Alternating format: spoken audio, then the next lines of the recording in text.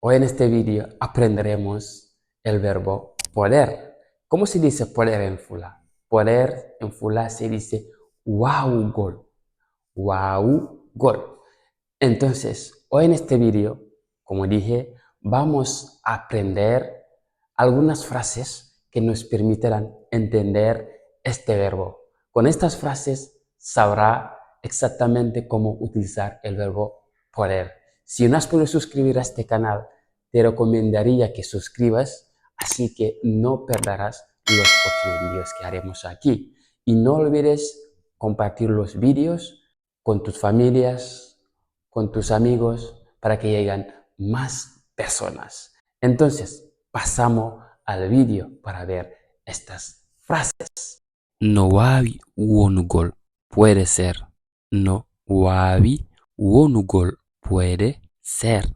No wawi wonugol puede ser. Mi wawi halugol pular. Puedo hablar pular. Miɗo wawi halugol pular. Puedo hablar fula. Miɗo wawi halugol pular. Puedo hablar fula. Mi wawi halugol pular. Puedo hablar fula. A wawi jangugol pular. ¿Puedes leer en fula? A wawi jangugol pular. ¿Puedes leer en fula? A wawi jangugol pular. ¿Puedes leer en fula? Joni o wawi halugol pular. Puede ahora hablar fula. Joni o wawi halugol pular. Puede ahora hablar fula. Joni o wawi halugol pular. Puede ahora hablar fula. Mi wawata halugol owat.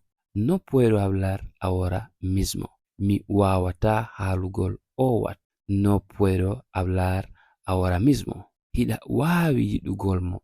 Puedes quererle. Hida wawi yidugol mo. Puedes quererle. Hida wawi yidugol mo. Puedes quererle. Himo wawi dogingol. Puede conducir. Himo wawi dogingol. Puede conducir. Himo wawi dogingol. Puede conducir. Hida wawi yahugol. Puedes irte. Hida wawi yahugol. Puedes irte. Hida wawi yahugol. Puedes irte. Hida wawi arugol ka galle. Puedes venir en casa. Hida wawi arugol ka galle. Puedes venir en casa. Hida wawi arugol ka galle. Puedes venir en casa. En wawata yahugol hande. No podemos ir hoy. En wawata yahugol hande. No podemos ir hoy. En wawata yahugol hande. No podemos ir hoy. On wawata wadugol dum. No podéis hacerlo. On wawata wadugol dum. No podéis hacerlo. On wawata wadugol dum. No podéis hacerlo. Be wawata nyamugol tewu. No pueden comer carne. Be wawata nyamugol tewu.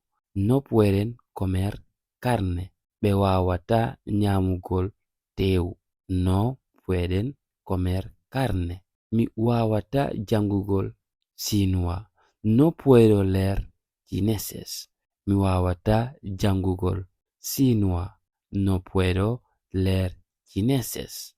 Mi wawata jangugol sinua. No puedo leer chineses. Awawata nanugol angle. No puedes entender el inglés. Awawata nanugol angle. No puedes entender el inglés. Mi wawata nanugol. No, no puede entender. Mi wawata nanugol. No, no puedo entender. Mi wawata nanugol. No puedo entender. Mi wawata nabugol dum. No puedo llevarle. Mi wawata nabugol dum. No puedo llevarlo. Mi wawata nabugol dum. No puedo llevarlo. Mi wawata nabugol dum. No puedo llevarlo. Mi wawata defugol. No puedo cocinar. Mi wawata defugol. No puedo cocinar. Mi wawata defugol. No puedo cocinar. Mi wawata windugol. No puedo escribir. Mi wawata windugol. No puedo escribir. Mi wawata windugol. No puedo escribir. Miɗo wawi windugol. Puedo escribir. Miɗo wawi windugol. Puedo escribir. Miɗo wawi windugol. Puedo escribir. O wawata wi'ugol ɗum. No puede decir eso. O wawata wi'ugol ɗum. No puede decir eso. O wawata wi'ugol ɗum. No puede decir eso.